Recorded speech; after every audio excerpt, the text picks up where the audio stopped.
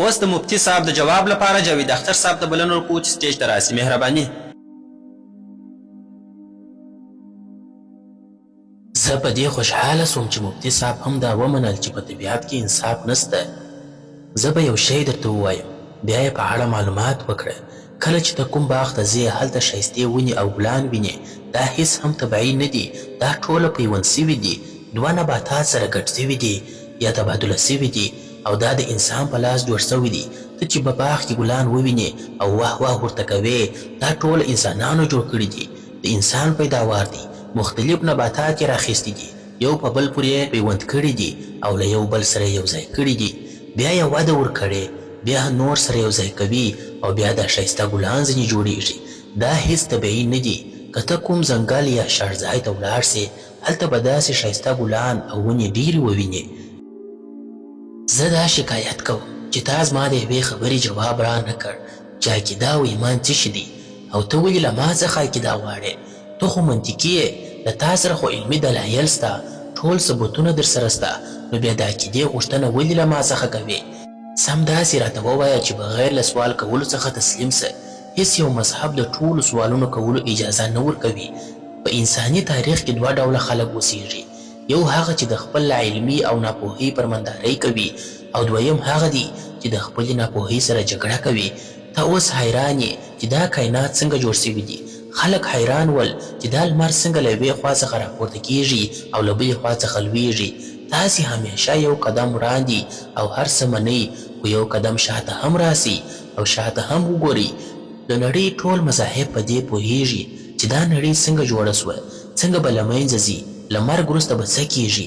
د دې ټولو په اړه علم او پوهه لري. خو دا چې مخکې دلته ډایناسوران اوسېدل، د دې په اړه بیا هیڅ معلومات نه لري. د نړۍ په هیڅ یو مذهبي کتاب کې د ډایناسور یادونه نه ده سوې. خو نور چې هر څه سوي، کائنات څنګه جوړ سوي، په دې بیا دوی خبر دي. او یو څوک چې به هر څه پوهیږي، ستونزې او ګډوډي په همدوی کې وي. په موږ کې دا شکستګي او عاجزي باید وي چې ووایو چې موږ په ډېرو شیانو نه پوهیږو، او د دې خپلې ناپوهۍ پرمندارۍ او پالنه باید ونه کړو، بلکې په هغه د پوهېدو هڅه وکړو. دا نړۍ چې موږ پکښې اوسیږو، دا تالار، دا برق، دا میک، په کومه تیاره کې چې تا دلته پرواز کړي او په کوم موټر کې چې ته دلته راغلی یې، دا ټول هغو خلکو جوړ کړي چا چې سوالونه کړي. کومه نړۍ کې چې تاسې اوس آرام ژوند کوئ، دا هغو خلکو جوړ کړي چا چې سوالونه کړي. په هره برخه او هر دریځ کې دې سوالو ته مکروه او غلط کار ویل سوی دی. تاسې تاریخ مطالعه کړي، مذهب او ساینس ته که وکتل سي، نو ښکاره به سي چې مذهب د ساینس خلاف دی، حتی د ماشین خلاف هم دی، د انسان پر وجود د څېړنو خلاف هم واقع سوی دی، او د دې هر څه خلاف دی. او وایي څېړنې مه کوئ. اشه تاسې ولې دونه بیریږئ؟ یو وخت خو مذهبي خلک بیخي خواشیني وه، ویل دا انسان غواړي بل انسان جوړ کړي، دې کې ستونزه څه ده؟ تاسې ولې بیریږئ؟ که انسان غواړي انسان جوړ کړي، خو جوړ دې کړي. یوه کیسه مې را یاده سول. زه په 6م صنف کې وم، په ریاضیاتو کې ډېر کمزوری وم. یو ښوونکی راته وګمارل سو، هغه به ماته 1 2 3 4 5 6 7 داسې یو څه را زده کړل. مفتي صاحب، زما هغه ورځ هیڅ نه هیریږي چې له ما څخه پوښتنه وسول چې 1 ضرب 2 څو کیږي، 3 ضرب 4 څو کیږي. ما چې ویل سر به مې په دا منځ پټاو سي، دونه سخت وه لکه یو څوک چې راته ووایي په دې دیوال ننوځه. خو زه نن پر دې خبره خاندم چې دا څومره ساده څه زما لپاره ولې دومره سخت وه. نن ډېرې خبرې د ذهن لپاره حیرانونکې دي، او ته حیرانېږې هم، خو وروسته به دا هر څه ډېر عادي درته ښکاري. انساني تاریخ همدا دی. دومره ژر پرېکړه مه کوئ، یو څه عاجزي اختیار کړي. ووایاست چې په دې ځینې شیانو موږ نه پوهېږو، نه دي راته معلوم. په دې ویلو خو هیڅ نه کیږي. دا کائنات څومره دي، له څه وخت څخه دي، تر څه وخته پورې به وي، و موږ ته نه دي معلوم. خو تاسې یې په اړه پرېکړه کوئ چې څه وخت جوړ سوي دي. ستاسو له حسابه چې څه وخت همدا کائنات جوړ سوي دي، تر هغه زرګونه او کروړونه کاله مخکې ستاسو خدای څه کول؟ همداسې آرام ناست و. بیا یو نظر ورته پیدا سو چې راسه کائنات جوړ کړه؟ تاسې وایاست چې خدای له همیشه څخه سته او کائنات جوړ سوي دي، نو د کائناتو تر جوړولو مخکې ستاسو خدای څه کول؟ کوم څه چې اوس موږ ته معلومیږي یا په پوهیږو، دا 2000 یا 2500 کاله مخکې تاسو ته یې چا ویلي دي؟ دا هر څه یې تاسو ته ویلي دي، بیا تاسو منلي دي او تر اوسه پورې تاسو منئ. هر څه اوس بدل سوي دي. اوس ساینس پوهان او فیلسوفان هیڅ دا دعوا نه کوي چې موږ په هر څه پوهیږو، بلکې وایي موږ چې څومره پوهیږو له هغه څخه همدا معلومیږي چې موږ څومره لږ پوهیږو. موږ باید له خپلې ناپوهۍ او جهالت سره وجنګیږو. د هغه طرفدارۍ او بندګي باید ونه کړو. مننه.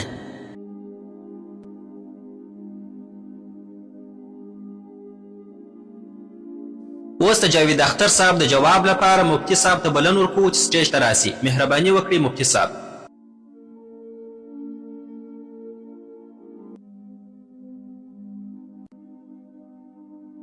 ښاغلی جاوید اختر صاحب بار بار دا خبره تکراروي چې د عقیدې او ایمان مطلب راته بیان کړی. ما د عقیدې مطلب درته بیان کړی. عقیده سمه هم کیدای سي او غلطه هم کیدای سي، خو موږ نن د عقیدې په اړه بحث نه کوو. موږ دلته د رښتیا په اړه بحث کوو، د خدای د وجود او شتون په اړه بحث کوو. آیا خدای سته او که نسته؟ په دې دوو کې کوم یو حقیقت دی؟ اوس که ته دې ته د عقیدې نوم ورکوې یا د باور نوم ورکوې، هغه زما کار نه دی. د هغه څخه وروسته تا وویل چې دین خلک د پوښتنې کولو څخه راګرځوي. زه وایم څوک چې خلک د پوښتنې کولو څخه راګرځوي دي، خو زه څوک د پوښتنې کولو څخه نه راګرځوم، بلکې پوښتنې وکړئ. پوښتنې باید وسي. په پوښتنو کولو سره موږ مخته ځو او پرمختګ کوو. د همدې لپاره خو زه نن همدلته راغلی یم. خو پوښتنه یوازې د خدای څخه نه کیږي، نه یوازې زما څخه کیږي، ستا څخه هم کیږي. پوښتنې به د الحاد څخه هم کیږي. پوښتنې به یوازې د دین څخه نه کیږي، د ټولو څخه به کیږي.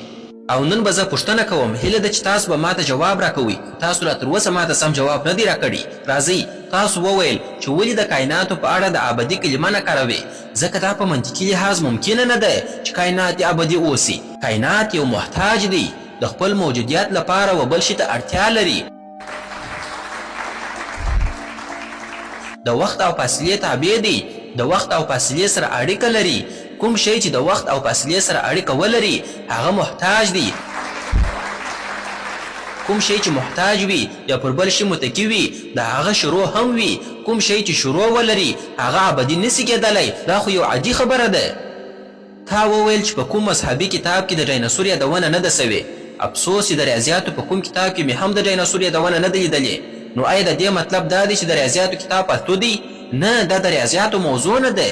د وحیو او دیني کتابونو موضوع دا نه ده چې بایسکل څنګه جوړیږي. او یا هم دا درته ووایي چې ډایناسور په کوم وخت کې شتون درلودي. مذهبي کتابونه تاسو ته اخلاق درښیي، د خدای په اړه بحث درته کوي. دا کتابونه د نه لمسېدونکي واقعیت د حقیقت د زده کولو لپاره راغلي دي. آیا دین د ساینس مخنیوی کوي؟ نه یې کوي. که یې کوي نو غلط کوي. دین د ساینس پرستۍ مخنیوی کوي، په کوم کې چې زموږ جاوید صاحب هم اخته دی. په ساینس او ساینس پرستۍ کې توپیر سته. ساینس پرستی دې ته وایي چې د علم یعنې پوهې د حاصلولو یوازینۍ سرچینه ساینس او ساینسي تګلاره ده. دې ته ساینس پرستی وایي. موږ دغه ساینس پرستی رزدوو. ساینس ته خو موږ پرمختګ ورکوو. وروره ته زموږ ټول تاریخ وګوره، درته معلومه به سي. د مذهب او ساینس اړیکه یو جلا موضوع ده. زموږ له موضوع سره ربط او اړیکه نه لري. تر هغه وروسته جاوید اختر صاحب یو لفظ وکاروي چې واتیکان فتوا ورکړل. د واتیکان د فتوا سره اړیکه نسته. دا دواړه متضاد الفاظ دي. تر هغه وروسته دا وویل چې موږ نه پوهیږو. نو وروره چې نه پوهیږو خو سم او واضح الفاظ ووایه چې نه پوهیږم. په دې کې نو څه تکلیف دی؟ خو زه هم د هغه درته وایم چې ته ووایې چې زه نه پوهیږم. نو دا دعوه بیا ولې کوې چې خالق شتون نه لري؟ بیا دا وویل چې الله تعالی د دنیا تر جوړولو 1.5 یا زرګونه کلونو مخکې څه شي کول. خیر، په هر صورت زه جواب درکوم. تاسو زموږ د هیواد یو قدرمن شخصیت یاست. که تاسو نه وای ما دې پوښتنې ته بیخي توجه نه کول. وخت 100 کاله مخکې یا 100 کاله وروسته، مخکې وروسته یا هم اوس، دا داسې الفاظ دي چې اړیکه یې د وخت سره ده. وخت خو د کائناتو تر شروع وروسته راپیل سو. نو چې تر دې مخکې خدای څه شي کول، دا پوښتنه غیر منطقي ده. دا منطقي غلطي ده. یعنې ته دا وایې د کائناتو تر جوړولو مخکې خدای څه شي کول؟ د وخت تر جوړولو مخکې. یعنې ستا مطلب د وخت تر جوړولو مخکې. د مخکې د لفظ اړیکه د وخت سره ده او وخت خو هغه مهال نه و. نو د الله تعالی په شان کې دا پوښتنه ناسمه ده. دوهم شی چې تاسو په بار بار یادونه وکړل او مو ویل د خالیګاو خدای ته چې د کوم خالیګاو په اړه خبرې کوي ساينس چې د کوم شي په واسطه د خالیګاوي ثابتوي هغه شی به هم محتاج وي یعنی په یو بل شي پورې به متکی وي هغه که قوه وي انرژي وي یا هم بل کومه پیښه وي نو ځکه خو به زموږ پوښتنه هغه وخت هم ناسمه وي تر څو تاسو واجب الوجود ته رانسي او په عقلي دنیا کې لایتناهي سببونه تلسلسل هم نه ممکن دي نو ښکاره خبر ده یو ځای به درېږي چیرې چې ودرېږي هغه به خدای وي بل شی د خالیګاو د خدای یو مثال داسې در واخلي یو موټر دی یو ښاغلی یو موټر ولیدي هغه وویل د دې موټر ټایرونه څومره ښه دي څومره په ښه اندازه سره جوړ دي او څومره په ښه اندازه سره لګول سوي دي سټرینګ یې څومره ښه په مناسب ځای دي سیټونه یې څومره ښه ډیزاین سوي دي څومره په دقت سره دا موټر کار کوي نو خامخا به یو چا جوړ کړی وي او په دې وخت کې ښاغلی جاوید اختر صاحب راځي او وایي بانټ یې خلاص کړی ویې لیدل چې په موټر کې ماشین سته نو بیا وایي دا ماشین دا موټر چلوي دا موټر هیڅ چا نه دی جوړ کړی نو دا خو یو غیر منطقي خبره ده